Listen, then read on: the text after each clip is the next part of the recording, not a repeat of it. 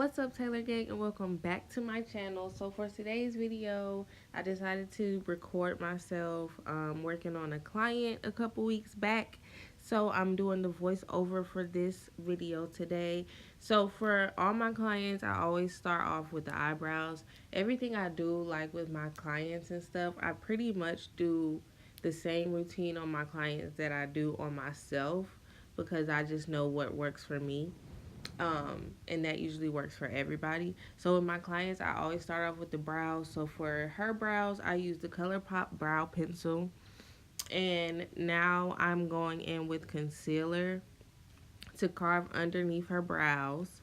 Sorry guys if my voice sounds a little weird. I was under the weather, so that's probably why my voice sounds weird, or maybe it's the fact that I just woke up. I don't know. But yeah, so I'm gonna do this. I'm gonna carve out her brows with concealer, and then the same thing I do on my face. I just blend the concealer out underneath her brows, and then for her eyes, we're just gonna do like a simple cut crease look today. I always like to do cut creases on my clients usually because it just flatters every eye shape that there is. So for her, I'm gonna do a cut crease, and I primed her eyelids with concealer, and I'm going in with her bronzer shade as a transition shade in her crease for her eyeshadow. I do that sometimes if I just want to tie everything together, and I didn't set her lids, so I'm kind of using this to set her crease as well, so it'll be easier for me to blend the shadows on her eyelid. For her eyeshadow look, I use Juvia's Place palette, and for the shimmer on the middle part of the cut crease, I use the Anastasia Beverly Hills palette. But basically, y'all know how to do a cut crease. I'm just going to use some colors in her crease and define the crease out, and then I'm going to cut the crease with some concealer.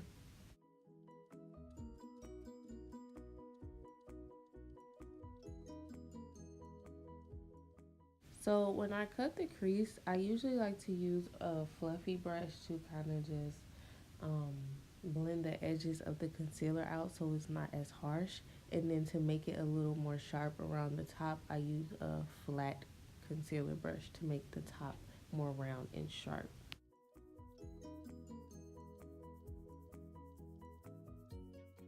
So you want to make sure that once you place the concealer down, you blend out the edges of the concealer before you go in and set that concealer.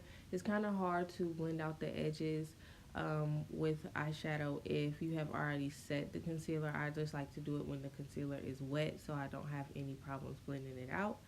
And then I just use the same shadows that I used in the crease to blend out the edges, and then you guys can see me do it a little bit better on the other side. The next time I record this, I'll do a better job of angles and lighting and stuff like that. This is my first time recording myself doing client makeup, so I'm kind of in the way of the light when I do this side of her face. So sorry, forgive me, please.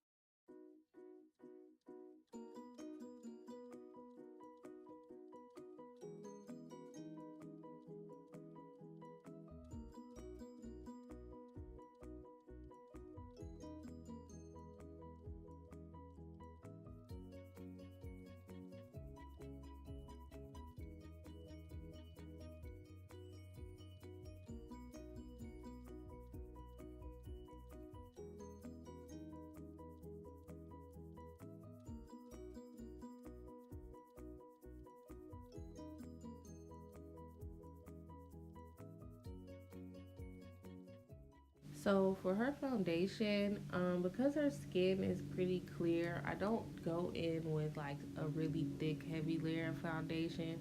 I rarely go in with foundation for her at all. I kind of use concealers, excuse excuse me.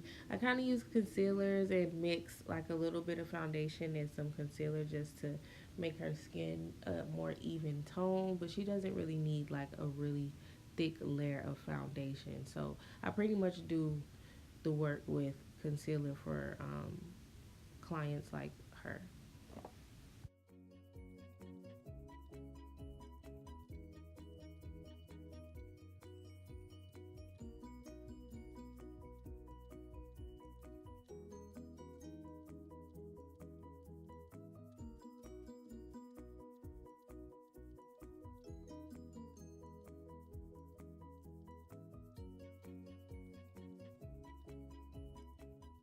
So here I'm just blending out her concealer. Everything past this point is pretty much kind of self-explanatory. I'm just going to do her face the same way I do mine. I'm just going to set her face with the Fenty Beauty setting powder. I've used the Huda Beauty on her, and I've used the other powders on her, the Laura Mercier, and her skin is a little on the drier side, so I don't use that much powder on her.